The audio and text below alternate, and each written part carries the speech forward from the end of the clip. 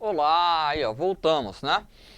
Nessa caminhada de vocês rumo ao UERJ, não vamos deixar vocês na mão aqui, preparando, né? Falando sobre a redação no caso sobre a redação da UERJ, essa aula de redação, vamos falar sobre os livros agora.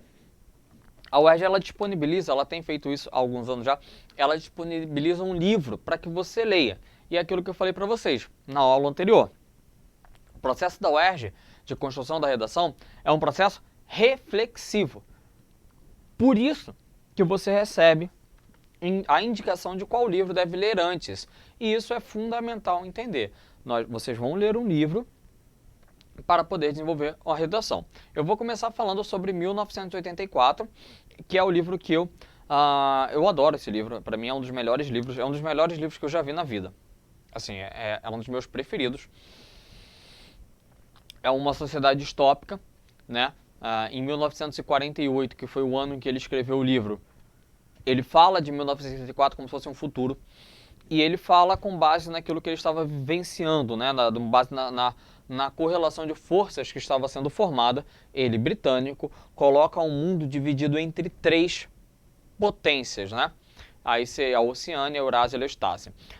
Essa divisão entre essas três potências gera um estado de profunda guerra entre eles, né? Os três estão constantemente em guerra. E aí, essa guerra que os três constantemente vivem gera um estado de medo, temor na população. Ontem eu vi um filme com a minha filha do My Little Pony. Não sei se vocês conhecem aqueles pôneizinhos bonitinhos. Não, eu tava vendo, eu vi. Eu achei tão bonitinho. Que existe um pônei que é unicórnio. Existe o pônei que é voador, que é o Pegasus, né? Que agora, enfim, eles infantilizaram muito o Pegasus, mas tudo bem. Porque Pegasus era um cavalo alado, enfim, ele virou um pônei alado. Mas tudo bem, isso aí a gente finge que não viu. E tinha o pônei terrestre, né? E aí os três pôneizinhos, eles estavam separados e tal. Eu acho interessante que eles são muito motivados pelo medo um do outro. O pônei terrestre viu um outro pônei como inimigo, e é bem semelhante à narrativa de 1984. Porque cada grupo vive isolado. Eu achei sensacional esse filme. É um filme infantil, mas cada grupo isolado em si remete muito a 1984. É lógico que a visão infantil, enfim, não é a visão infantil, ela não é tão crítica social, mas eis que surge um ditador também no mundo dos pôneizinhos. E surge o ditador lá, o filho de uma outra pônei. Ele se transforma num ditador. No final tudo acaba bem, né? Aqui no 1984 nem tanto. Enfim, tudo isso para mostrar que a realidade ou a narrativa distópica de 1984, ela não é uma narrativa impossível. Eita, caramba, ela não é uma narrativa impossível, não. Mas ela é uma narrativa muito trágica, muito pesada, muito densa. Espera aí, segura essa informação. 1984, um livro muito denso, muito pesado para se ler, né? É um livro que tem muitas referências. Eu vou falar de algumas delas aqui e a gente vai comparar com o livro Uma Janela em Copacabana, porque esse é o nosso foco. Eu vou até falar rapidinho de 1984, não vou perder muito tempo com ele, não. As indicações do romance Triste Fim de Policarpo Quaresma, né? Em 1984, elas ficam mantidas aqui. Esse foi para o vestibular passado, tá? Passado. Tá? Passado, já passou. É proibida a consulta e utilização dos livros indicados. Aí fala, em 1904, traz uma distopia. A sociedade é governada por um grande irmão, Big Brother, né? Ô, professor, é Big Brother. É preciso controle para viver na sociedade? A segurança 24 horas, ela é necessária? São questões que a gente foi levantando, né, lá atrás. Isso aqui a gente fez antes do tema de redação sair. O papel dos meios de comunicação como fonte de informação, e esse papel dos meios de comunicação como fonte de informação acabou sendo mais ou menos a questão da redação da UERJ, né? Crime-ideia, que é questionar as verdades estabelecidas. O pensamento crime não acarreta a morte, o pensamento crime é a morte, né? Dominação e alienação, a importância da individualidade. Aí eu falei de Hannah Arendt, banalidade do mal, a importância do regime democrático, a importância do entendimento do Estado democrático de direito. Então, essas relações, elas existiam muito fortes, e você vê que são assuntos muito densos, são assuntos muito pesados para uma redação. É difícil você organizar, e eu entendo que o aluno tenha tido dificuldade para organizar, porque o livro já é pesado, não é uma narrativa simples, você tem que ler com calma, com paciência, completamente diferente do livro de agora, tá? E os assuntos que o livro traz são inúmeros, são vastíssimos, tá? Eu posso levantar mais de 30, 40 tópicos que são comentados no livro 1974, que poderiam ser ótimos temas de redação para a UERJ, né? Mas isso não acontece com o nosso livro agora. O nosso livro agora, ele é mais leve. Isso eu quero que vocês entendam. É uma narrativa simples, é uma narrativa direta, é uma narrativa gostosa. É um livro que é um romance policial. Então você vai querer saber, tipo Sherlock Holmes, sabe? Você vai querer saber quem foi que matou. Você vai querer saber quem é o criminoso. E eu não vou falar quem é o criminoso até o final da aula. No final da aula eu falo. Dou spoiler. Fazer o quê? Eu dou spoiler. Nascida em 16 de setembro de 1936, Garcia Rosa também era psicanalista. Isso aqui é fundamental. O cara, ele se torna escritor quando ele abandona a carreira acadêmica psicanalista. Ele era psicanalista, conceituado, com vários livros. Tem um livro dele, Nietzsche a psicanálise. Não, Nietzsche a psicanálise, não, Freud a psicanálise. Agora me fugiu o nome do livro dele. Mas é um livro que fez muito sucesso dentro do meio acadêmico da psicologia. Ele era psicanalista, né? Começou na literatura apenas 60 anos com o livro O Silêncio da Chuva, vencedor da categoria de melhor romance do Prêmio Jabuti. As obras dele são todas realizadas, são todas contextualizadas em Copacabana, tá? Muitas delas. E no bairro de Peixoto, que são bairros da Zona Sul, que é onde ele morava, né? O local em si, nas obras dele, é lógico que é relevante porque ela conduz ou ela nos traz uma série de aspectos a serem abordados no próprio romance. É lógico que ele vai falar de uma realidade carioca, mas você está fazendo a prova da UERJ, é o estado do Rio de Janeiro, é Rio de Janeiro. Então ele fala de uma realidade carioca. Ele vai falar de coisas que só carioca entende, só carioca sabe o que é milícia, cara. Assim, explicar o que é milícia, e é um exercício difícil, explicar o que é milícia para um estrangeiro é muito difícil. Explicar como forças, às vezes, do Estado coadunam-se ou trabalham com a marginalidade é uma parada muito difícil para alguém de fora, principalmente, entender, compreender o que é o fenômeno das milícias no Rio de Janeiro. Só o carioca sabe alguns sentimentozinhos que batem no coração, né? Só o carioca sabe que tá andando na rua e dois caras de moto passarem assim do nada. Só o carioca sabe algumas realidades nossas aqui, algumas peculiaridades do Rio de Janeiro, digamos assim. E ele também sabe, ele, escritor carioca, viu a vida inteira no Rio de Janeiro, né? E aí, é isso que eu quero falar pra vocês. Mas as narrativas dele, além de abordarem esse aspecto do Rio de Janeiro, elas investigam o indivíduo, o personagem, a nuance de cada personagem. Isso é importante que se diga, porque cada personagem ele tem uma constituição única. Outra coisa, os livros do Garcia Rosa, eles são tipo o livro da Marvel, sabe? Tipo os filmes da Marvel, que um dialoga com o outro. É mais ou menos assim, só que aí normalmente tem um herói, que é o principal. No caso aqui é o detetive Espinosa. O detetive Espinosa, ele é o principal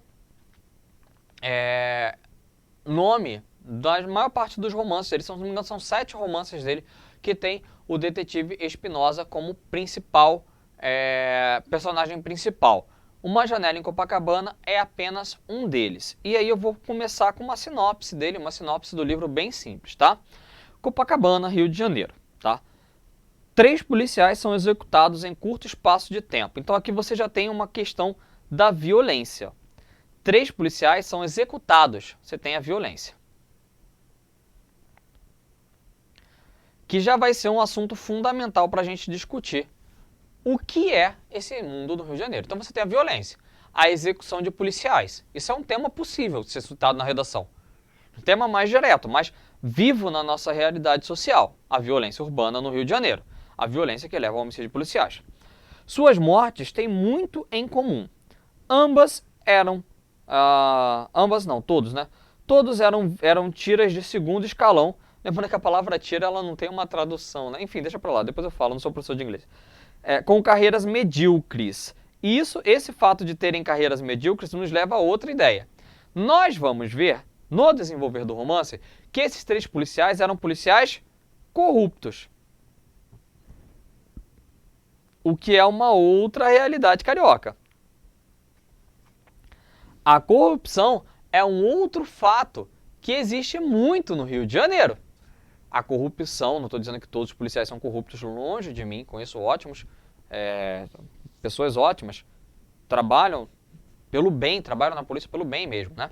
Mas a corrupção é uma realidade dentro das forças policiais no Rio de Janeiro. A corrupção é uma realidade dentro do Rio de Janeiro inteiro, né? Na polícia também. Então, olha aqui. E o livro mostra também a corrupção em outros aspectos das políticas. Mas vamos lá. Eles tinham umas carreiras medíocres porque eles não queriam chamar a atenção dentro da carreira das forças policiais para que pudessem manipular e manter seus esquemas fora da carreira policial. Deu para entender? Olha a relação. Mas vamos lá.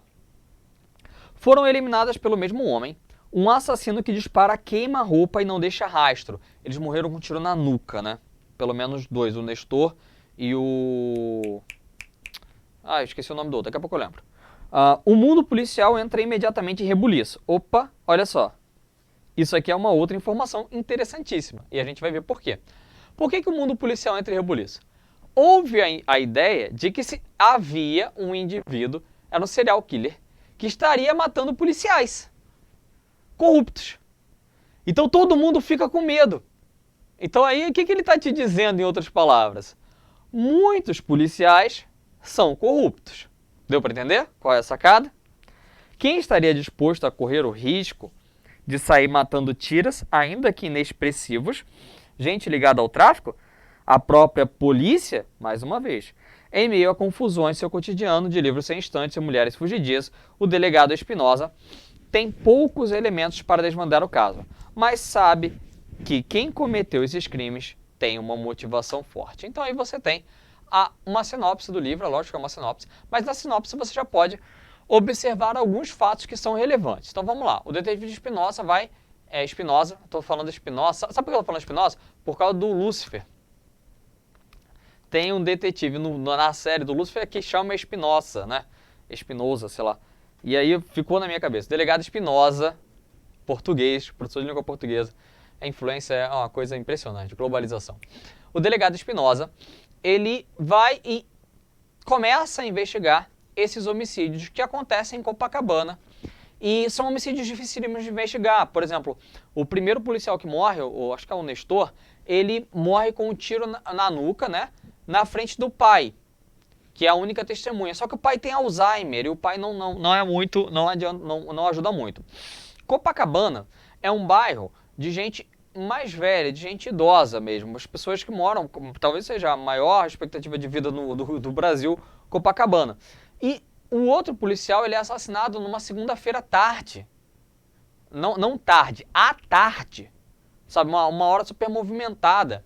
Na Praça Lino, que fica entre a Nossa Senhora de Copacabana e a Avenida Atlântica. Então, assim, é uma praça extremamente movimentada, entre duas vias muito movimentadas. Se vocês forem ali em Copacabana, vocês vão ver. É muito barulhento. Tem 2 testemunhas, mas que não são muito úteis, assim, nem se pode chamar de testemunhas. Mas, enfim, são crimes muito difíceis de serem solucionados, beleza? E aí começa, o delegado Espinosa, ele começa a investigar esses 2 casos. Assim começa a trama, beleza? Começou a narrativa, começou o romance policial. A ideia é, quem matou? O delegado Espinosa, ele vai atrás de quem cometeu esses homicídios. E aí, eu chamo a atenção para primeiro fator. Aqui você tem uma foto do bairro Peixoto, né? E nós temos que ter atenção ao espaço. Vamos lá. Por que eu estou falando atenção ao espaço? Não é de hoje, ou melhor, não é de hoje não. A UERJ, ela não dá ponto sem nó, né? Os caras são muito inteligentes. Os caras que fazem o vestibular da UERJ, eles são muito inteligentes. E eles escolheram 3 livros, dando uma opção pra gente. Mas essa gama de 3 livros, são 3 opções, elas nos deixaram amarrados a 2 fatores. Primeiro, a análise é de um romance policial. Os 3 livros de opção que eles deram eram romances policiais. Outra coisa, os 3 livros tinham como cenário o Rio de Janeiro. Então, ainda que eles tenham dado 3 opções para a gente, esses são os 2 fatores que se repetem nos 3 livros. Então, tem que tomar cuidado com a escolha, com o espaço, com o Rio de Janeiro. Pode ser que a pergunta da UERJ, né, a UERJ ela traz normalmente essa questão das perguntas, pode ser que a redação da UERJ, o tema da redação da UERJ, trabalhe com um elemento do Rio de Janeiro. O que é o Rio de Janeiro? Por que o Rio de Janeiro é importante? Essa efervescência cultural que é do Rio de Janeiro, esse norte carioca que nos diz como é fundamental. Então, o primeiro ponto que a gente tem que pensar no livro é o Rio de Janeiro. O Rio de Janeiro é um cenário importante e relevante para o UERJ. A aula vai ser assim, só para esclarecer. Eu vou trazendo pontos do livro e aí, conforme eu vou trazendo esses pontos do livro, eu vou contando a própria narrativa. Beleza? Então vamos lá. Primeira coisa, quem é o detetive Spinoza? Você tem uma associação do nome detetive Spinoza com o filósofo Benedicto Spinoza, né? Que é Baruch Spinoza. Ele é um filósofo judeu, né? Que foge, século XVI, XVII, se não me engano, foge da Inquisição portuguesa, luso-portuguesa, e vai para a Holanda, para Amsterdã. E lá ele, influenciado por ideias iluministas, tem na base do seu pensamento a ideologia ou a forma racional, a racionalização dos termos. E é através dessa racionalização, isso é importante para definir o detetive Spinoza, é através dessa racionalização que o Spinoza tenta resolver seus crimes. Isso em todos os livros dele, tá? Em todos os livros do Garcia Rosa. Spinoza é um homem solitário, divorciado, gosta de literatura e sonha em se aposentar-se e abrir um sebo qualquer. Esse é o que o Spinoza quer fazer. Ele tem um caso com Irene, tá? É uma mulher madura, independente, que trabalha como analista de sistemas e já teve relações homossexuais. Embora as relações homossexuais sejam um tema que é abordado com grande naturalidade, eu não acredito que a redação da UERJ ela cambe para esse lado, não. No entanto, né, nunca se sabe. E aí eu já estou falando que a Irene é a mesma personagem que tinha um envolvimento amoroso com Olga num livro anterior do Garcia Rosa, né? A Olga ela é assassinada nesse livro, Ventos do Oeste, né? E aí isso mostra que o universo ficcional ali do Spinoza ele é um universo fechado.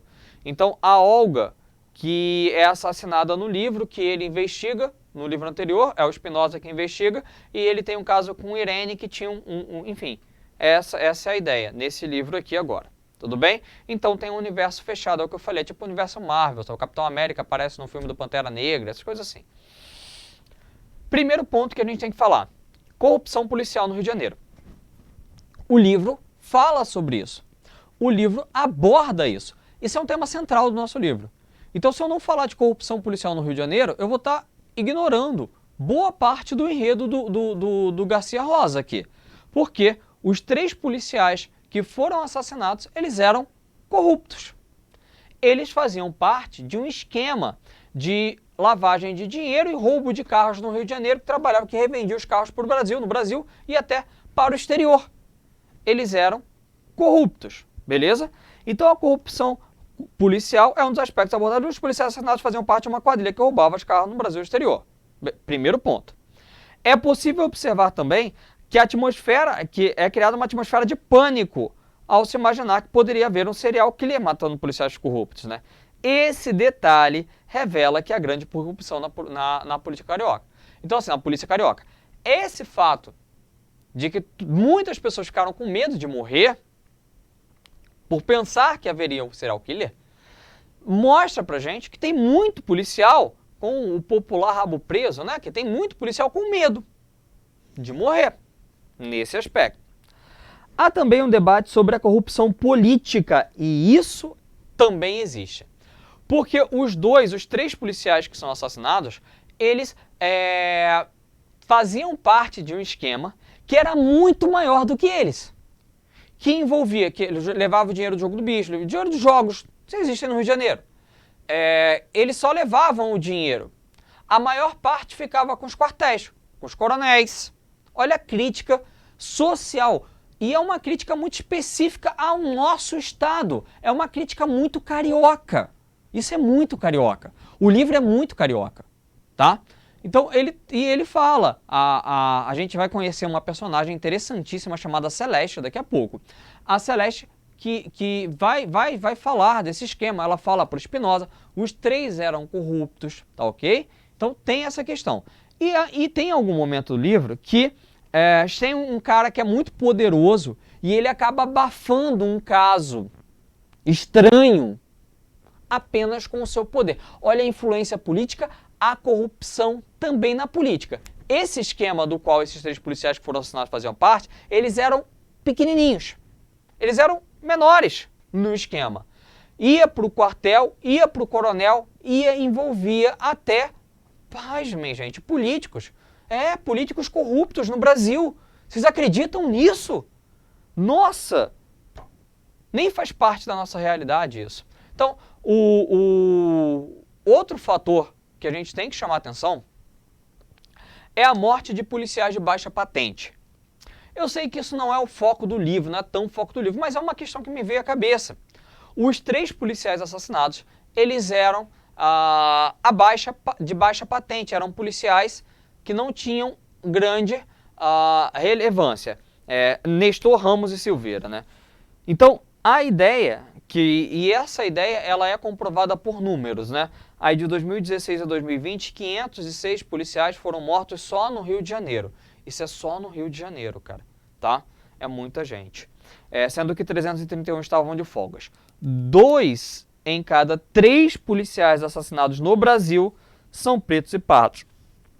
Vivendo em periferias, com postos de baixa patente, os negros se expõem mais. Ou seja, os policiais de baixa patente, eles estão muito mais expostos do que policiais de alta patente. E é por isso que o número de mortes de policiais de baixa patente ele é bem maior. Eles também recebem menos. Então, e às vezes moram perto de comunidades. E essa relação acaba não sendo proveitosa, né? No romance, Nestor, Ramos e Silveira apenas repassavam o dinheiro. O esquema de que participavam era muito maior que eles. Então, os 3 que morrem, que acabam assassinados, eles não eram elementos centrais da quadrilha. Eles só repassavam, eles só levavam o dinheiro de um lugar para o outro. Deu para entender? Mas mesmo repassando, eles ganhavam muito bem. E aí triplicavam, quadriplicavam os seus salários. Isso a gente vai ver depois, a gente vai ver agora, quando a gente fala da naturalização da violência, que é um outro aspecto muito relevante do livro. O que acontece? A UERJ, ela tem trabalhado com a violência indiretamente já há algum tempo. Vidas Secas, do Fabiano, é um personagem que sofre com a violência. 1984, a violência é do Estado. O Estado, em 1984, é extremamente violento. Tanto é que o Winston, que é o personagem principal, e a Júlia, eles são presos e torturados até admitirem que o partido é a melhor coisa. E aí segue a linha. O livro termina de forma bem pesada. Enfim, essa naturalização da violência, ela também está presente no livro Uma Janela em Copacabana. Então é o 3º ano seguido que a UERJ traz um livro que fala, direto ou indiretamente, sobre a violência. Isso é importante a gente notar, isso é importante reparar, tá? Agora, mais uma vez, a violência se faz comum no cotidiano das personagens. Spinoza e Celeste, que no final do livro se revela ser a grande criminosa, aí o spoiler, convivem ao longo de toda a trama com a violência. Então eles estão lado a lado com a violência. A Celeste, que ela está aparecendo aí, ela é amante do Nestor, que é um dos policiais assassinados. E depois que os policiais são mortos, as amantes dos policiais também são mortos. Então, ó, morrem os 3 policiais. Aí matam a amante do Ramos e matam a amante do Silveira. Matou o Nestor, o Ramos e o Silveira. Matou a amante do Silveira, matou a amante do Ramos. Faltava só matar a amante do Silveira.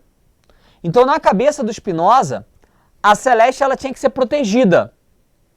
E ele achava que o assassino mataria a Celeste, porque só faltava ela da lista dos 3 policiais. E elas 3 eram, na verdade, eu falando aqui, elas eram amantes. E havia uma relação com a prostituição, uma outra violência, beleza? Havia uma relação com a prostituição, mas eu vou falar de prostituição e a disfarçatez, a dissimulação depois, tá? A violência se revela contra os policiais, mas também é apresentada como violência deles, no livro. E aí é uma outra questão, a violência contra os policiais, mas há outros momentos em que os policiais também são violentos. E como que, invariavelmente, essa violência policial, tanto a sofrida quanto a praticada, as duas violências, elas são deixadas de lado nas investigações. Elas não são investigadas a fundo. Muitas vezes por falta de estrutura da polícia. O policial militar acaba respondendo, o policial civil acaba respondendo por muitas coisas que não dizem respeito a ele. Às vezes não tem estrutura para poder investigar. Então, voltamos a citar Hannah Arendt com a banalidade do mal. Eu adoro Hannah Arendt. Sempre que puder eu vou citar. A banalidade do mal. O indivíduo ele está condicionado... a sociedade corre risco quando o indivíduo está condicionado a normalizar a violência. Quando ele enxerga a violência como algo normal, algo natural. Ok? Então a naturalização da violência é um outro aspecto central, fundamental nessa abordagem do livro do Garcia Rosa. E aí a gente entra na dissimulação e na prostituição. Eu não acredito que a UERJ traga o tema prostituição para o vestibular. No entanto, como o livro aborda isso, eu vou falar aqui, né? Além de Nestor, Ramos e Silveira, os 3 policiais assassinados, mulheres que vivem no submundo, à margem da sociedade, passam a ser assassinadas também, né? Em comum o fato de que todas são amantes dos policiais. Por isso, Spinoza acredita que Celeste, amante de Nestor, seria a próxima. É isso que faz com que ele tente proteger, tá? Então, para se proteger, ela, Celeste, monta um dossiê em que ela descreve todo o esquema de corrupção e os nomes desses indivíduos, né? Quem era quem? Quem fazia o quê? Ou seja, se me matarem, e ela entrega pro Spinoza. Se me matarem, entrega esse dossiê também. Esse dossiê aqui é a forma que eu tenho de salvar a minha vida. Ok? Então, na cabeça da Celeste, ela estava salvando a vida dela. Mas vamos lá. Outro fator que aproxima é a prostituição, fator de relevância na construção social do Rio de Janeiro. O Rio de Janeiro ele tem locais de prostituição há muito tempo, assim, desde antes da época do Império. A prostituição no Rio de Janeiro ela é um elemento de formador de periferia, dentro de periferias que eram as periferias do Rio de Janeiro. Era comum a sociedade patriarcal que nós vivemos, o homem ter relações sexuais fora do casamento, com outras mulheres, muitas vezes as mulheres que se serviam como prostituição, e as mulheres, as donas de casa acabavam aceitando isso, beleza? Isso faz parte da construção da sociedade patriarcal do Rio de Janeiro, e é por isso que pode ser um tema de relevância no AES. Se for um tema, a gente caminha para esse lado do patriarcalismo, tá? A lavagem de dinheiro também é fator de relevância. As esposas desses policiais moravam em condomínios de luxo na Barra da Tijuca, moram, né? Eu botei moram em condomínios, moravam, né? Tiram os moram em condomínios de luxo na Barra da Tijuca. O que acontece? Isso é uma realidade também. Isso é muito carioca.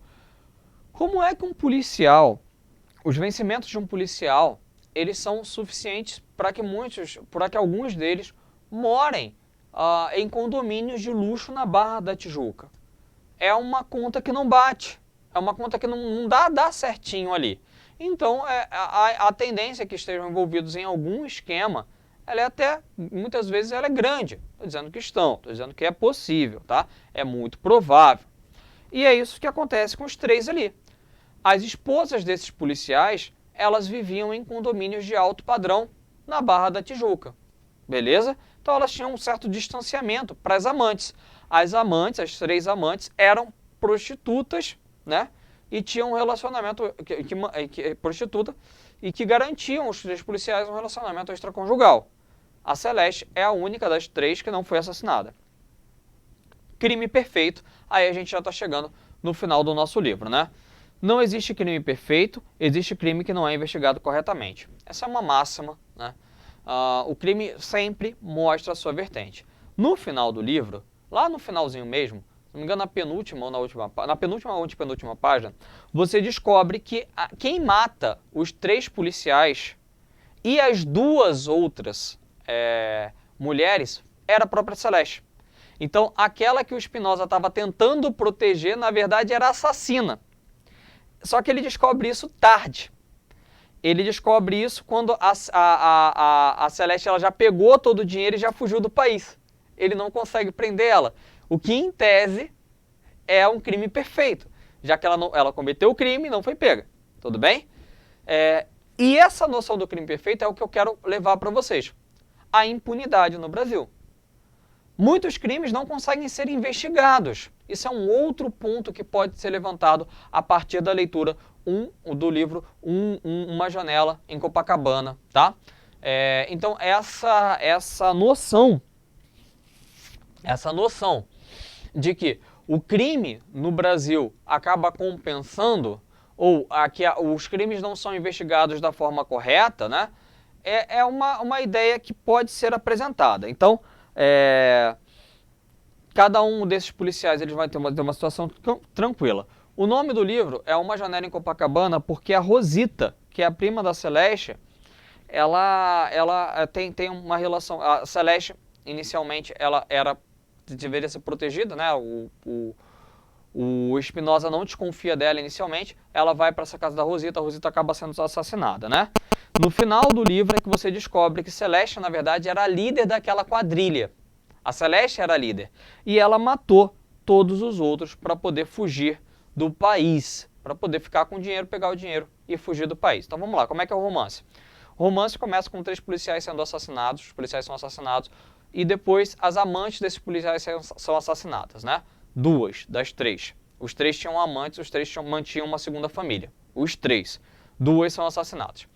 Aí depois ele vai descobrindo que a Celeste, que é uma mulher muito bonita, muito inteligente, ela deveria ser a próxima vítima. Resolve protegê-la. Só que no final do livro tem uma reviravolta e ele vê que a Celeste, na verdade, era assassina.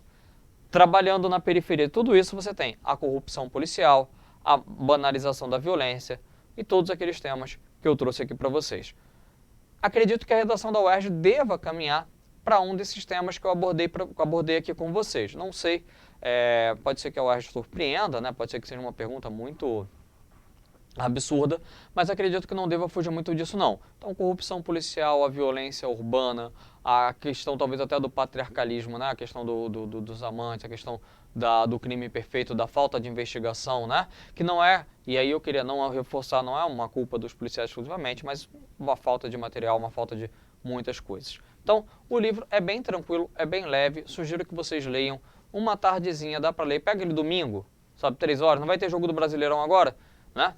Pega domingo, senta, vou ler o livro aqui, lê ali rapidinho, 3 horas, você consegue ler esse livro com certeza, tá bom? Gente, um grande abraço a todos vocês, até a próxima, valeu!